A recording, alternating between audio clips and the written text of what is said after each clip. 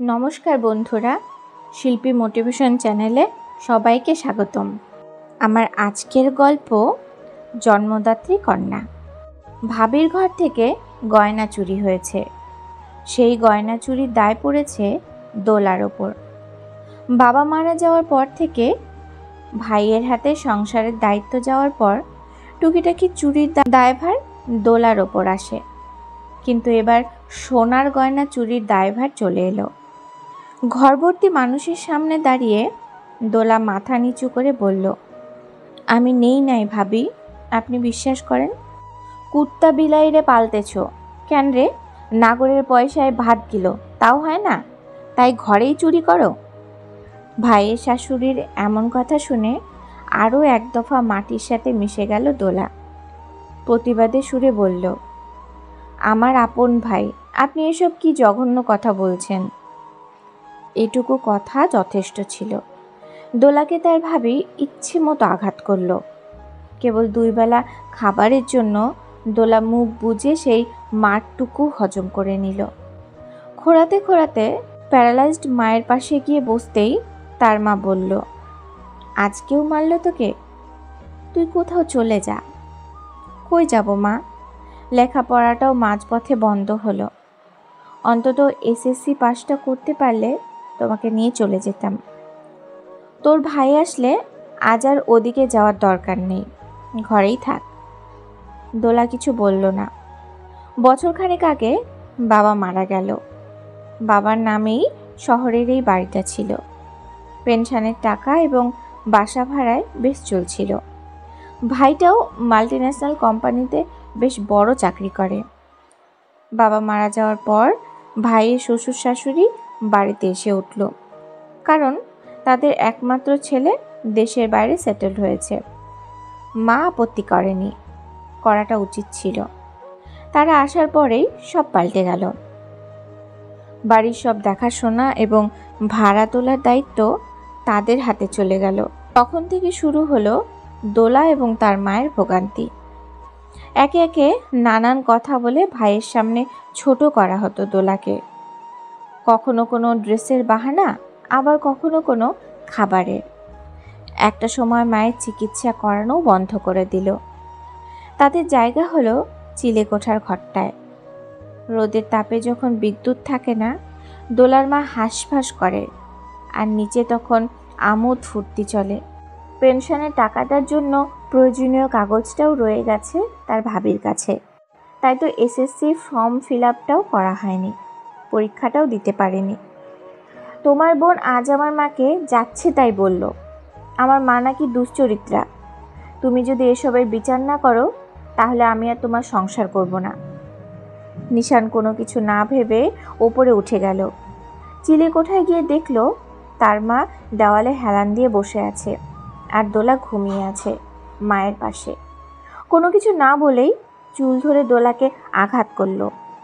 তার মা নিরুপায় হয়ে ছেলের পায়ে ধরে বলল, মেরো না নিশান, আমি তোমার পায়ে ধরছি। তোমাকে তো আমি জন্ম দিয়েছি, মানুষ করেছি, এর প্রতিদান হিসাবে হলেও ওকে মেরো না। নিশান চমকে গেল মায়ের কথায়। দীর্ঘ 6 মাস পর মায়ের সাথে তার দেখা, আর তার মা তার পায়ে ধরে অনুরোধ করছে, তোমার মেয়েকে সামলাও, ও আমার শাশুড়িকে যাচ্ছে তাই বলেছে।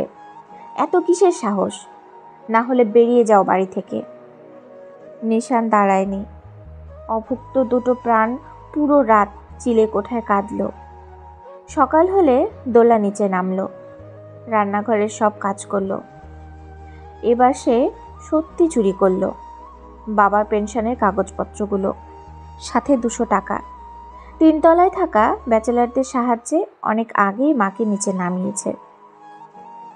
একটা সিএনজি ভাড়া করে প্রয়োজনীয় টুকটাক জিনিসপত্র নিয়ে চলে এলো নিজের গ্রামের বাড়িতে। বাড়িতে জঙ্গলে ভরপুর, তবুও কপাল বিদ্যুৎ সংযোগ আছে।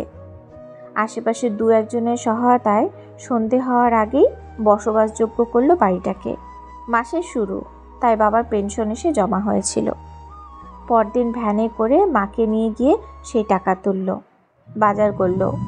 মাটির চুলোয় রান্না করতে প্রথম দিন কষ্ট হলো, তবুও ডাল ভাতে বেশ তৃপ্তি ছিল, কারণ তাদের কপালে বাঁশি ছাড়া আর জুটত কি? দোলার মা ভেবেছিল তার ছেলে আসবে, কিন্তু এলো না।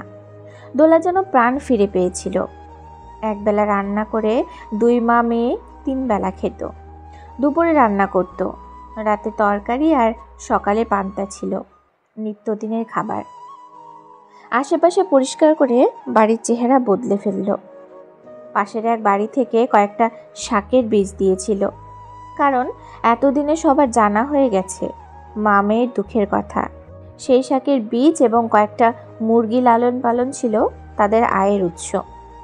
সরকারি হাসপাতালে দেখানো হলো, তার মায়ের চিকিৎসাও শুরু হলো। কেবল তাই নয়, দোলা এবার পরীক্ষা দেওয়ার প্রস্তুতিও নিচ্ছিল। দুটো খুশি একসাথে দোলাদের ঘরে এলো। A+ পেয়ে মাধ্যমিক পাস এবং দোলার মায়ের পুনরায় হাঁটতে পারাটা। এখন দোলা পড়ার জন্য সময় পাচ্ছে, কারণ পড়া ছাড়া বাকি কাজ তার মা করতে পারে। বর্গা দেওয়া ধানের জমিটাও এবছর নিজেরা আবাদ করলো। ঘরে যখন নতুন ধান উঠল, সাথে তাদের দুঃখ এলো। তার ভাই এসে হাজির হলো জমি বিক্রি করবে বলে। বাড়িতে নতুন ফ্রিজ এবং গোয়ালে 5টা গরু দেখে তার ভাবি বলল, আব্বার পেনশনের টাকা তুলেছেন আপনারা? আমি 1 বছর ধরে জমিয়েছিলাম, সব নষ্ট করতে পারলেন। আমার স্বামীর টাকা, তুমি বলার কে? আপনার স্বামীর টাকায় আমার স্বামীর অধিকার আছে। আমরা বাড়ি বিক্রি করব। এই বাড়ি দোলার নামে আমি লিখে দিয়েছি, আর কারোর মালিকানা নেই। কেবল তাই নয়, শহরের বাড়িটার আমার অংশ দোলার নামে লেখা।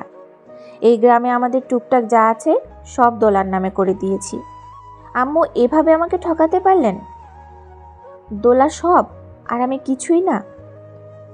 বাবা, আমি যে 9 মাস প্যারালাইজ ছিলাম, তখন তুমি কোথায় ছিলে? আমার পাতে যে এক টুকরো মাছ জুটত না, তখন তুমি কোথায় ছিলে? আজ তুমি দুয়ারে ধান দেখো, গোয়ালে গরু দেখো, এগুলো কার জানো? এই চুন্নির।